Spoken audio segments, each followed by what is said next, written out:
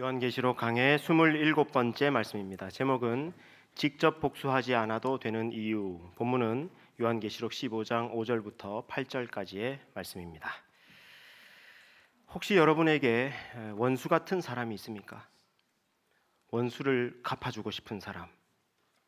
그 사람 생각만 하면 분해서 잠이 안 오는, 그래서 꼭 복수해주고 싶은 사람 있습니까? 없다면 그것만으로도 큰 복입니다. 없으면 참 좋겠지만 우리 살아가는 인생 가운데 그런 사람이 있을 수 있습니다. 영화에 복수를 주제로 한 그런 서사가 많습니다. 이전의 삶을 정리하고 이제 평범하게 조용히 살려는 전직 특수요원이나 킬러가 주인공으로 등장하죠. 근데 이런 주인공은 절대 건들면 안 되는 건데 꼭 악당들이 이 주인공을 건드려요. 이 주인공의 가족을 납치하거나 죽입니다. 그래서 어떻게 됩니까? 그 주인공에게 아주 매운맛 복수를 당하게 되죠. 이때 그 악당들이 악할수록 그 악당들에 대한 복수의 강도가 강할수록 더 통쾌합니다. 또는 힘없는 주인공이 악당들에게 당합니다. 그래서 이 주인공이 절치부심 와신상담하면서 복수의 칼날을 갑니다. 그리고 시간이 흐르고 때가 되었을 때 그 악당들에게 자기가 당한 만큼 시원하게 되갚아 주는 거죠. 이때 나오는 대사가 뭡니까? 연진아, 나 지금 되게 신나. 뭐 이런 대사인 거죠. 영화뿐만이 아닙니다. 이런 사필귀정, 또 인광보, 권선징악의 서사는 많은 문학과 예술의 단골 소재로 등장합니다. 왜 그럴까요? 우리 인생 가운데 그리고 이 역사 가운데 그렇게 원수 같은 자들, 빌런들이 많기 때문입니다. 그런 악인들 때문에 생겨나는 억울한 일이 세상에는 많기 때문입니다. 정말 그렇습니다.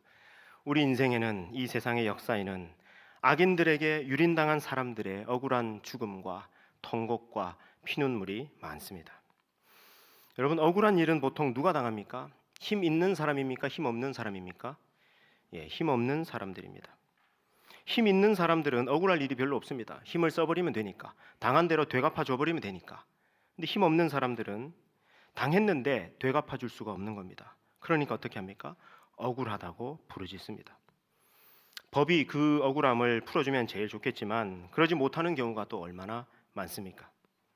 그런데 그렇게 힘없는 사람이 억울한 일을 당해서 부르짖으면요, 하나님이 그걸 들으십니다.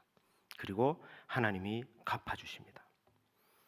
여러분, 억울한 일을 당한 사람에게 하나님의 사랑은요, 그냥 다 용서해. 그 사람도 죄인이지만 너도 죄인 아니야. 그러니까 모두가 죄인이니까 그냥 용서해. 그게 편해. 하는 식의 사랑이 아닙니다. 억울한 일을 당한 사람에게 하나님의 사랑은 그 사람의 억울함을 풀어주는 것으로 나타납니다. 시편 62편 12절 말씀을 화면을 통해서 보십시오. 우리 같이 읽겠습니다. 시작. 주여, 인자함은 주께 속하오니 주께서 각 사람이 행한 대로 갚으심이니이다. 아멘. 여기 주의 인자함, 이게 구약 성경에 많이 나오는 헤세드라는 단어인데요. 보통은 어떤 인자, 자비, 주님의 한결같은 사랑으로 번역이 됩니다. 근데 지금 시인이 뭐라고 고백하느냐? 주님께서 각 사람이 행한 대로 갚으십니다. 그것이 주님의 헤세드, 주님의 사랑이다라고 고백하는 겁니다. 제게 주님의 사랑은 각 사람이 행한 대로 갚아주시는 겁니다. 이렇게 고백하는 겁니다. 하나님을 믿으면서 많은 사람들이 참 어려워하는 말씀이 있습니다. 그게 뭐냐면 원수를 용서해라, 원수를 사랑해라, 원수를 축복해라, 원수를 위해서 기도해라, 이런 말씀들이요. 마태복음 5장 43절 44절을 보십시오. 또 내 이웃을 사랑하고 내 원수를 미워하라 하였다는 것을 너희가 들었으나 나는 너희에게 이르노니 너희 원수를 사랑하며 너희를 박해하는 자를 위하여 기도하라. 참 어렵죠. 너무 좋은 말씀이고 지당한 말씀 같긴 한데 실천하려고 하면 참 어렵습니다. 로마서 12장 14절 말씀도 보십시오. 너희를 박해하는 자를 축복하라. 축복하고 저주하지 말라. 이거 참 어렵습니다. 원수를 사랑하다니요, 박해하는 자를 위해서 기도하라니요, 축복하라니요. 여러분, 이건 너무 어렵지 않습니까? 그 영화들처럼 내가 원수를 갚아줘야, 복수를 해줘야 속이 시원하겠는데 말입니다. 원수를 축복하랍니다. 기도하랍니다. 이거 너무 어렵습니다. 그런데 여러분, 하나님이 우리에게 이렇게 말씀하시는 거는요, 야, 그냥 다 용서해. 그 사람도 죄인이고 너도 죄인이고 우리 다 죄인이니까 그냥 용서하고 말아. 좋은 게 좋은 거 아니야. 그러면서 이 악인의 악과 또 그에 대한 처분을 뭉개버리고 없던 걸로 하자라는 그런 말씀이 아닙니다. 하나님께서 왜 우리에게 원수를 사랑하라고, 박해하는 자를 위하여 기도하라고, 축복하라고 말씀하시느냐? 우선은요, 그래야 내가 살 수 있기 때문에, 또 그래야 더 안 좋은 결과를 막을 수 있기 때문에 그렇습니다. 여러분, 그렇지 않습니까? 내가 직접 원수를 갚으려고 하다가 더 어려운 결과를 초래하게 되는 경우가 얼마나 많습니까? 그리고 우리가 직접 복수를 하게 되면요, 그 복수가 정의롭지 못한 경우가 많습니다. 우리는 이게 내 억울함 이것만 있어가지고 이렇게 하는 것이 맞다라고 생각하지만, 이게 우리는 감정적인 존재이기 때문에 우리의 감정에 치우칠 때가 많지 않습니까? 그래서 정의롭지 못하게 그렇게 복수가 이루어지는 경우도 많이 있습니다. 그래서 하나님께서 너희가 직접 원수 갚지 말라고 말씀하시는 겁니다. 그런데 이런 이유들도 있지만 하나님께서 우리에게 원수를 사랑하라고, 박해하는 자를 위해서 기도하라고, 축복하라고 하시는 더 근본적인 이유는, 잘 들으세요, 하나님이 직접 갚아주실 것이기 때문에입니다. 하나님은 원수 갚는 것을 내게 맡기라고 말씀합니다. 야, 원수 갚는 거, 복수하는 거, 그거 나한테 맡겨. 그 내 전문이야. 내가 할 거야. 너가 직접 하지 마. 로마서 12장 19절 20절 말씀을 보십시오. 우리 같이 읽겠습니다. 시작. 내 사랑하는 자들아, 너희가 친히 원수를 갚지 말고 하나님의 진노하심에 맡기라. 기록되었으되 원수 갚는 것이 내게 있으니 내가 갚으리라고 주께서 말씀하시니라. 내 원수가 줄이거든 먹이고 목마르거든 마시게 하라. 그리함으로 내가 숯불을 그 머리에 쌓아 놓으리라. 아멘. 너희가 친히 원수 갚지 마. 직접 복수하지 않아도 돼. 하나님의 진노에 맡겨. 원수 갚는 거, 각 사람이 행한 대로 갚아주는 거, 그거 내 전문이야. 나한테 맡겨. 너희는 오히려 목마르거든 마시게 하고 배고프거든 먹여라. 그렇게 원수에게 잘 해주는 것, 원수를 위하여 축복하는 것, 그것이 숯불을 그 원수의 머리에 쌓아두는 거야. 그렇게 말씀합니다. 원수에게 잘 해주는 것이 오히려 더 원수 갚는 거다, 그 말입니다. 물론 지금 당장에 그 원수가 벌을 받는 것이 아니기 때문에 좀 답답하긴 합니다. 그동안 원수는 더 기고만장해지겠죠. 나쁜 짓을 계속해도 바로 어떻게 되지 않으니까. 전도서 8장 11절의 말씀처럼 악한 일에 관하여 징벌이 속히 실행되지 않으므로 인생들이 악을 행하는 데에 마음이 담대하도다. 악에 대한 징벌이 즉각 이루어지지 않으니까 인생들이 어떻게 해요? 악을 행하는데 담대하더라는 겁니다. 그러나 잊지 마십시오. 지금 당장 이루어지지 않아도 하나님의 때에 하나님께서 반드시 갚으십니다. 내가 직접 갚는 것보다 더 확실하게, 더 화끈하게, 더 정의롭게 하나님께서 갚아주실 것입니다. 그게 언제 이루어지느냐? 요한계시록 7대접에서 이루어집니다. 오늘 본문은 그걸 보여주는 겁니다. 우리 요한계시록 15장 5절 말씀 우리 같이 한 목소리로 읽겠습니다. 시작. 또 이 일 후에 내가 보니 하늘의 증거 장막의 성전이 열리며. 아멘. 또 이 일 후에 내가 보니 하면서 장면이 또 전환됩니다. 근데 이번에 뭐가 보느냐? 하늘의 증거 장막의 성전이 열리는 모습이 보입니다. 하늘의 성전이 열리는 모습. 여러분, 이거 요한계시록 앞에 나왔던 내용인데 혹시 어디서 나왔는지 기억나십니까? 역시 기억이 안 나죠. 그러니까 우리 중간고사를 안 봐서 기억이 안 나는데, 이게 11장 19절에 나오는 장면입니다. 여러분, 11장 끝부분에 7번째 나팔을 불지 않습니까? 그 7번째 나팔을 불자 하늘의 성전이 열리는 장면이 나와요. 11장 19절 말씀 띄워주십시오. 보세요. 이에 하늘에 있는 하나님의 성전이 열리니. 성전이 열리는 장면이 보이죠? 그리고 뭐가 보입니까? 거기에 성전 안에 있는 하나님의 언약궤가 보이더라. 이게 11장 19절, 11장 끝에 나오는 장면입니다. 여러분, 7번째 나팔을 불고 나서 이 장면이 나왔어요. 하늘의 성전이 열리는 장면이 나왔어요. 여러분, 7번째 나팔을 불고 나면 어떻게 된다 그랬죠? 7번째 나팔은 그 다음 시리즈 7대접을 끌고 온다 그랬죠. 그래서 7대접을 쏟아 부으면 심판이 끝난다 그랬죠. 근데 7대접이 쏟아 부어지는 곳은 어디예요? 15장, 16장이잖아요. 그죠? 그래서 본래는 이 11장에서 바로 15장으로 와야지 순서가 자연스럽잖아요. 그죠? 근데 그 사이에 12, 13, 14장이 끼어 들어가 있다 그랬죠. 그러니까 본래는 11장에서 바로 15장으로 와야 되는 거예요. 근데 11장 끝에 하늘의 성전이 열리는 장면이 있었죠. 근데 이제 15장 5절에 또 하늘의 증거 장막의 성전이 열리며 하고 다시 나오는 겁니다. 그러니까 지금 이건 어떻게 하고 있는 겁니까? 11장 끝과 즉 11장 19절과 15장 5절을 연결하고 있는 거네요. 그죠? 이런 기법을 뭐라 그런다 그랬죠? 도브테일링 기법. 지난주에 했습니다. 그렇게 또 11장과 15장을 연결하고 있습니다. 이 기가 막힌 연결이 또 아름답지 않습니까? 자, 하늘의 성전이 열리고 거기서부터 그 열린 하늘의 성전에서부터 7대접 심판을 수행할 7천사가 나옵니다. 자, 그런데 11장에서는 그냥 하나님의 성전이 열리니라고 했는데 여기 15장에 보니까 어떻게 돼 있어요? 어떤 성전이라고 돼 있습니까? 증거 장막의 성전이라고 되어 있죠. 이게 좀 다르죠? 11장 19절하고 15장 5절하고 같은 장면인데 지금 다릅니다. 왜 여기서는 증거 장막의 성전이라고 되어 있느냐? 이거는 지금 요한계시록 15장이 구약의 출애굽기를 떠올리고 있기 때문에 그렇습니다.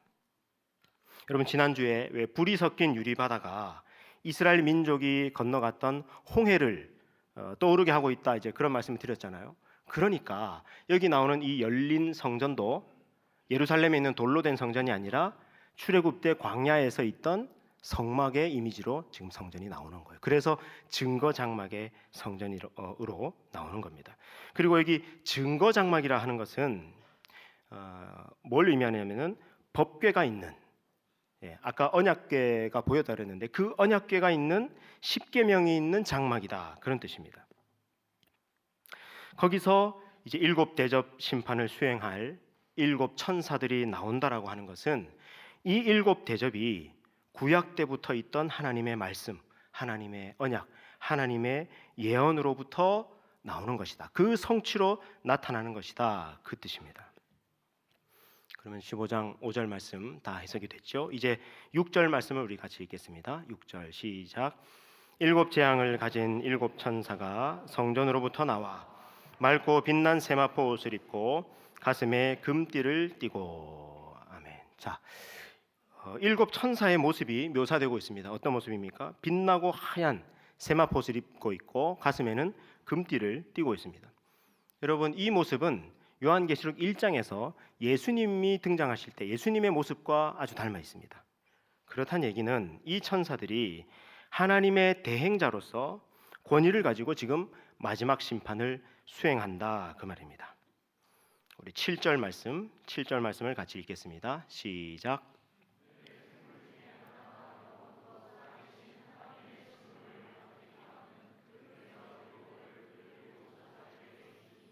아멘. 자, 하나님의 보좌 곁에 있던 네 생물 중에 하나가, 이 그룹 천사를 의미하죠. 그 네 생물 중에 하나가 7 금 대접을 7 천사에게 전달합니다. 자, 근데 여러분, 여기에 7 금 대접이 참 중요합니다. 이 7 금 대접에 뭐가 담겨 있다고 지금 말씀하고 있습니까? 하나님의 진노가 담겨 있다. 인류가 시작된 이후로부터 지금까지 하나님의 진노가 쌓이고 또 쌓이고 있습니다. 여러분, 아까 전도서의 말씀도 그렇지 않습니까? 악한 일에 대한 징벌이 속히 이루어지지 않고 있다고. 그래서 하나님이 기다려주시고 또 참아주시고 하나님의 종들이 엎드리고 하나님의 사람들이 중보하고 그럼 하나님께서 또 참으시고 또 기다리시지만, 그러나 하나님의 때가 되면 그 유보되었던 하나님의 진노가 쏟아진다는 것입니다. 마지막 심판 때 이 7 대접을 통해서 그 하나님의 진노가 부어지는 것입니다. 자, 그런데 그 하나님의 진노가 지금 어디에 담겨 있다 그럽니까? 7 금 대접에 담겨 있다 그러죠. 금 대접. 여러분 거기 금 대접에다가 동그라미 해두시기 바랍니다. 하나님의 진노가 7 금 대접에 담겨 있다는 것이 또 의미가 있습니다. 왜냐하면 여러분 이 금 대접이 요한계시록 앞에 또 나왔습니다. 어디에서 나왔는지 혹시 또 기억이 나십니까? 어디에 나오느냐면은 요한계시록 5장에 나옵니다. 5장. 요한계시록 5장에서 예수님이 이제 이 두루마리를 받으십니다. 그래서 이 두루마리를 열기 위해서 봉인을 떼기 위해서 받으시는데 그때 하나님의 보좌 곁에 있던 네 생물과 24 장로들이 각각 검은 고와 금 대접을 가지고 예수님 앞에 엎드려 있습니다. 이때 나와요. 예. 근데 그때 그 금 대접에는 요한계시록 5장에 그 네 생물과 24 장로들이 가지고 있던 그 금 대접에는 뭐가 담겨 있었느냐? 여러분 요한계시록 5장 8절 말씀을 보십시오. 그 두루마리를 취하심에 네 생물과 24 장로들이 그 어린 양 앞에 엎드려 각각 검은 고와 향이 가득한 금 대접을 가졌으니 이 향은 성도의 기도드리라. 아멘. 자, 요한계시록에 처음 나왔던 이 금 대접에는 뭐가 담겨 있었습니까? 향이 가득 담겨 있었는데 그 향이 뭐라고요? 성도들의 기도다. 성도의 기도들이 그 금 대접에 담겨 있었다는 겁니다. 근데 지금 이 15장에 와서는 이 금 대접에 뭐가 담겨 있습니까? 하나님의 진노가 담겨 있죠. 자, 그렇다는 얘기는 성도의 기도와 하나님의 진노가 연결되어 있다는 것입니다. 5장 금 대접에는 성도의 기도가 담겨 있었는데 15장에 하나님의 진노가 담겨 있다는 것은 우리의 기도가 하나님의 진노와 연결되어 있다는 것입니다. 더 쉽게 말하면 우리가 악인들 때문에 억울한 일을 겪고 그래서 하나님께 부르짖고 탄원하고 호소하지 않습니까? 그러면 그 기도가 하나님의 진노로 바뀌어서 나중에 쏟아부어진다 그 말입니다. 여러분 이거 기억하십시오. 우리의 기도가 하나님의 진노와 연결되어 있습니다. 우리의 기도가 하나님의 정의로운 심판과 연결되어 있습니다.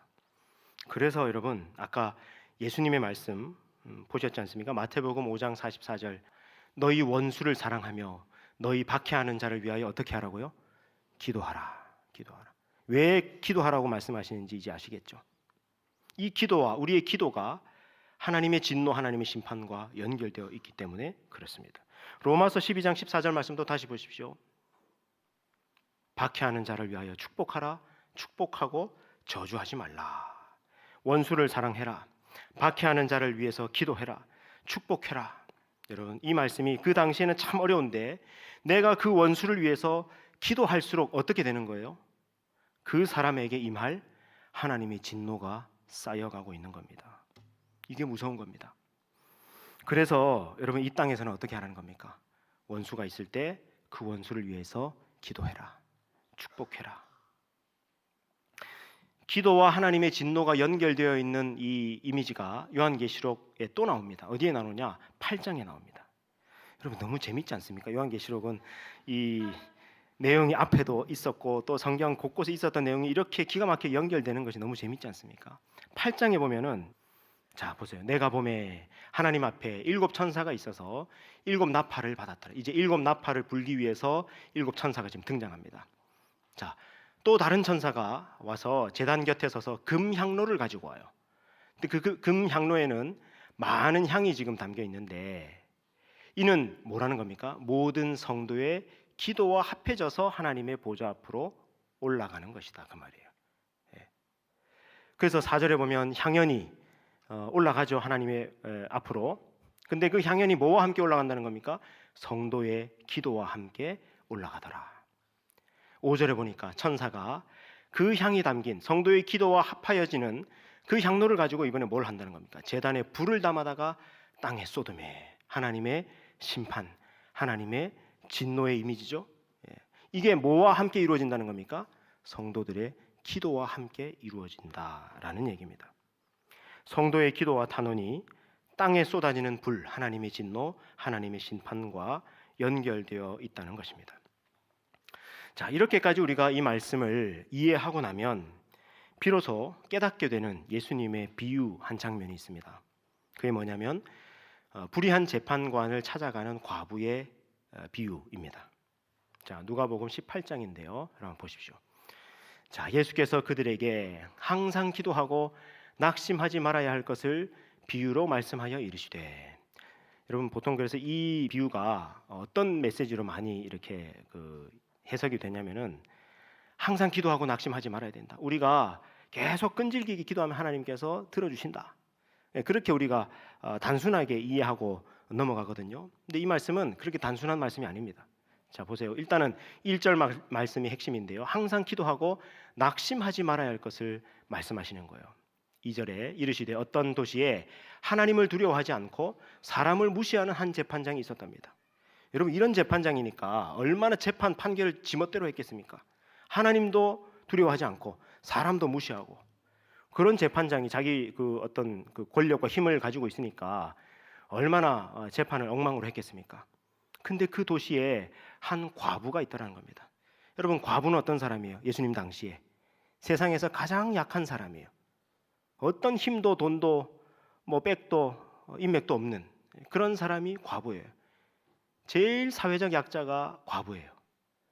근데 이 사람이 자주 이 재판장에 가서 뭐라고 얘기하느냐? 내 원수에 대한 원한을 풀어주십시오. 이렇게 탄원하더라는 겁니다. 내게 내 원수가 있는데 그 원수가 내게 이런 억울한 일을 행했습니다. 내 원한을 좀 풀어주십시오 하고 법에다가 호소를 한 겁니다. 재판장에 이걸 호소를 한 겁니다. 근데 여러분 이런 재판장이 하나님 두려워하지 않고 사람 무시하는 이런 재판장이 힘없는 과부의 그런 탄원을 잘 듣겠습니까? 귀담아 안 듣는 거예요. 무시하는 겁니다. 근데 4절에 보니까 그가 얼마 동안 듣지 아니하다가 후에 속으로 생각하되 내가 하나님을 두려워하지 않고 사람을 무시하는 알기는 잘 안 해요. 그죠? 자기가 어떤 사람인지 그런 자기이지만은 근데 이 과부가 지금 보니까 나를 번거롭게 하니 계속 찾아와 가지고 이렇게 원한을 풀어주십시오. 원한을 풀어주십시오. 이렇게 얘기할 것 같다는 거예요. 그래서 내가 그 원한을 풀어주리라 하고 얘기한다는 겁니다. 그렇지 않으면은 늘 와서 나를 괴롭게 할 것이 뻔하다. 예수님이 말씀하십니다. 주께서 또 이르시되 불의한 재판장이 말한 것을 들으라. 이 불의한 재판장이 뭐라고 얘기했는지 잘 들어보라는 거죠. 불의한 재판장이 뭐라고 얘기했습니까? 내가 그 원한을 풀어주리라. 불의한 재판장도 때로 이렇게 그 원한을 풀어주시는데 이제 예수님의 이 비유의 핵심으로 들어가는 거죠. 7절 하물며 하나님께서는 불의한 재판장이냐? 그렇지 않다. 하나님은 가장 정의로운 재판장이시다. 그러므로 밤낮 부르짖는 택하신 자들의 원한을 풀어주지 아니하시겠느냐? 그들에게 오래 참으시겠느냐? 그래서 8절이 이 비유의 핵심입니다. 메시지입니다. 우리 8절 같이 읽겠습니다. 시작. 내가 너희에게 이르노니 속히 그 원한을 풀어주시리라. 그러나 인자가 올 때에 세상에서 믿음을 보겠느냐 하시니라. 아멘. 이 비유는 밤낮 부르짖으면 하나님이 번거로워서라도 다 들어주신다. 그러니까 낙심하지 말고 기도 중단하지 말고 끝까지 기도해. 다 기도 응답될 거야 하는 그런 단순한 말씀이 아닙니다. 여러분 예수님이 강조하시죠. 불의한 재판장이 뭐라고 얘기했는지를 들어봐라. 너의 원한을 풀어준다고 말씀하지 않았냐. 그리고 이 비유 안에서 예수님이 계속 강조하시는 말씀이 뭐예요? 너의 원한을 풀어주리라. 너의 원한을 풀어주리라 하는 이 말씀이었습니다. 힘이 없어서 억울한 일을 당했을 때 하나님께 기도하면 하나님은 그 기도를 통해서 원한을 풀어주신다. 원수를 갚아주신다.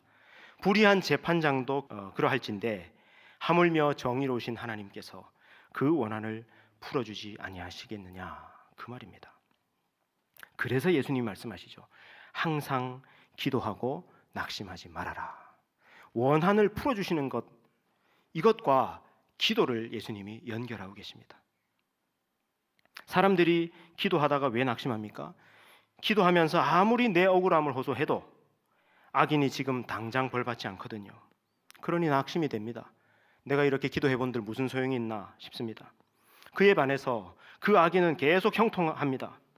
내 마음이 상하죠. 그런데 선을 이루면 그래도 끝까지 선을 이루면서 살아가는 내 삶이 이게 무슨 소용이 있나 초라해 보이고 낙심되고 좌절될 때가 있다는 겁니다. 근데 예수님 말씀하시죠. 낙심하지 마.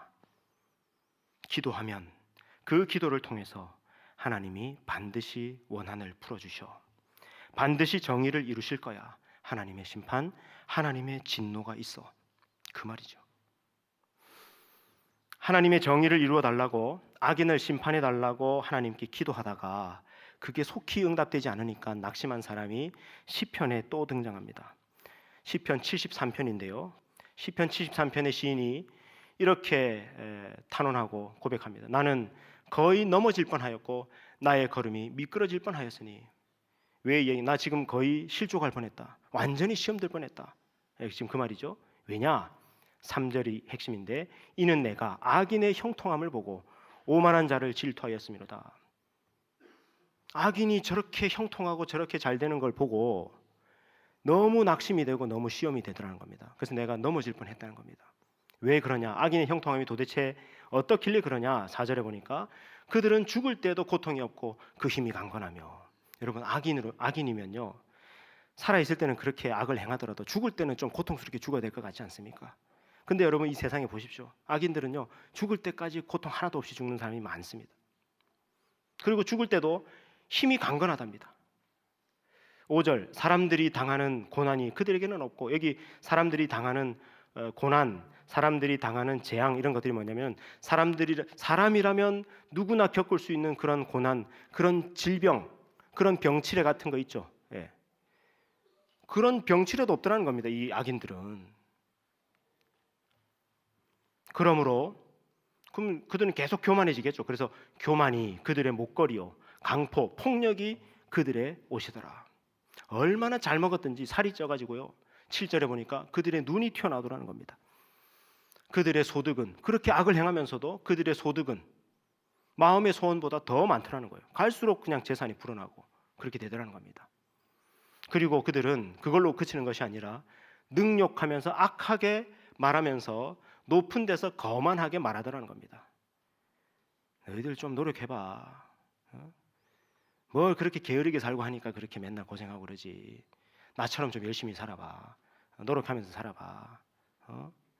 운도 실력이야. 뭐 그러면서 잘 태어나지 그랬어. 그러면은 뭐 그러면서 이 악한 말들은, 능욕하는 말들을 거만하게 내뱉더라는 겁니다. 근데 그들의 그 입이, 그들의 그 메시지가 온 땅에 두루 퍼져나가더라는 거예요. 그러므로 그의 백성이, 하나님의 백성들이 이리로 돌아와서 잔에 가득한 물을 다 마시며 그들의 그 악인들의 그 메시지에 그들도 이렇게 그 영향을 받아가지고 말하기를, 하나님이 어찌알랴? 지존자에게 그런 지식이라도 있냐? 하나님이 있는 거야 없는 거야? 그렇게 말하는 사람들도 있더라는 겁니다. 자, 근데 보세요. 12절, 볼지어다 이들은 악인들이라도 항상 평안하고 재물은 계속 풀어나도다. 여러분, 이런 모습을 보면은 낙심이 안 되겠습니까? 이런 모습을 보면은 시험 들지 않겠습니까? 근데 이 시인의 깨달음, 결론이 뭐예요? 후반부에 나오는데, 자, 보세요. 16절, 내가 어쩌면 이를 알까 하여 생각한즉 그것이 내게 심한 고통이 되었다. 이 문제가 너무 심각해서 이것 때문에 그냥 잠이 안 오고 괴로워가지고 심한 고통이 되었다는 겁니다. 근데 17절 보세요. 하나님의 성소에 들어갈 때 뭘 깨달았다는 겁니까? 그들의 종말을 깨달았다. 18절, 주께서 참으로 그들을 미끄러운 곳에 두시며 파멸에 던지시니 그들이 어찌하여 그리 갑자기 황폐되었는가? 놀랄 정도로 그들은 전멸하였나이다. 여러분, 계속 나오죠. 파멸, 황폐, 전멸, 순식간에 그렇게 되더라는 겁니다. 악인들은. 결론적으로 이렇게 얘기하죠. 주여, 사람이 깬 후에는 꿈을 무시함 같이 주께서 깨신 후에는 그들의 형상을 멸시하리이다. 그들의 그 교만과 부귀영화와 권력은 일장춘몽에 불과한 것이다. 편 73편의 메시지가 뭡니까? 악인의 형통을 보고 낙심하지 말아라. 그들의 형통, 그들의 부귀영화는 일장춘몽에 불과하다. 악인에게는 반드시 하나님의 심판, 하나님의 진노가 있다. 그 말씀이죠. 그러므로 여러분, 원수가 있을 때 그 원수를 내가 직접 갚지 않아도 됩니다. 내가 직접 복수하지 않아도 됩니다. 하나님의 심판, 하나님의 진노에 맡기십시오. 오히려 원수를 위해 기도하고 축복하십시오. 그게 원수에게 더 크게 복수하는 것입니다. 그리고 여러분, 혹시라도 나보다 힘없는 사람을 괴롭게 하는 일이 생기지 않도록 조심해야 합니다. 물론 여기 이 자리에 앉아 계신 여러분들 가운데는 그런 사람이 없으리라고 저는 확신합니다만, 그래도 극히 주의해야 합니다. 혹시라도 내가 힘없는 사람, 힘없다고 해서 괴롭히는 일이 없어야 합니다. 힘없는 사람이라고 그 사람을 괴롭히잖아요. 그러면 그 사람이 억울하니까 부르짖어요. 그 억울함을 호소하면서 부르짖을 거 아닙니까? 그러면 그 부르짖는 소리를 하나님께서 들으십니다. 출애굽기 22장 21절부터 23절 말씀인데요. 보세요. 너는 이방 나그네를 압제하지 말며 그들을 학대하지 말라. 나그네 얼마나 그 사회적 약자입니까? 성경 시대에 그들을 학대하지 말아라. 너희도 애굽 땅에서 나그네 종되었지 않았냐? 또 너는 과부나 고아를 해롭게 하지 말아라. 힘 없다고 해서 과부나 고아를 해롭게 하지 말아라. 내가 만일 그들을 해롭게 하면, 그들이 내게 부르짖으면 내가 반드시 그 부르짖음을 들을 것이다. 이 말씀은 출애굽기에서 하나님이 시내산에서 이스라엘 민족에게 십계명 돌판과 율법을 주시면서 하신 말씀입니다. 그러니까 이게 바로 하나님의 증거, 십계명 율법입니다.